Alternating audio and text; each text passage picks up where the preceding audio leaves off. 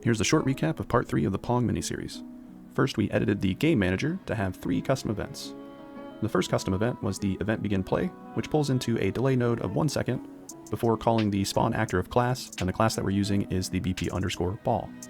We're spawning it at world origin, so it's 0, 0, 0, and then the next custom event we made is to handle the score operations. We created one for player 1 score and player 2 score, and then we created 2 variables, one to store the player 1 score and the other one, of course, to store the player 2 score. We pull into a increment node, and then because we don't have a heads-up display yet, we are calling a print string, and we are passing in the score value into the print string just to make sure it's working. Finally, we call the spawn actor of class, and the class we're using again is the BP_ball, so it spawns at 0, 0, 0. The reason we have to do this is because the projectile, when it scores, will destroy itself, so we basically need to instantiate a new one. With that done, we can come to our level, and then in our level, we have 2 trigger boxes that we set up behind each of the goalies. When the projectile overlaps with one of these goals, it'll basically call some custom code in the level blueprint. So if we come to the level blueprint, on the begin play, we need to create a reference to our game manager that we just created. So towards the end, we do a simple cast to BP game manager.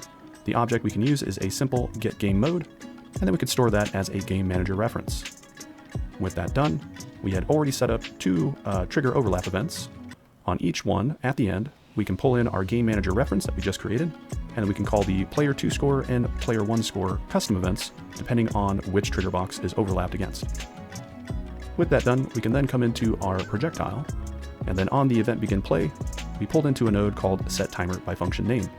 We defined a custom function on the left-hand side here called more speed, so this is what we have to define inside the name. We are calling this every 1 second, and then we are setting it to loop. For the function, it's pretty simple. We call in the root component, which in this case is the static mesh for the ball. We get the current velocity, and then we split it. Now we are traversing across the y-axis for the horizontal, so we're checking if that is greater than or equal to 0. And no matter what, if it is or not, we're going to add an impulse. The only difference being is if it's positive, we're adding a positive acceleration, and we're making sure to change the velocity.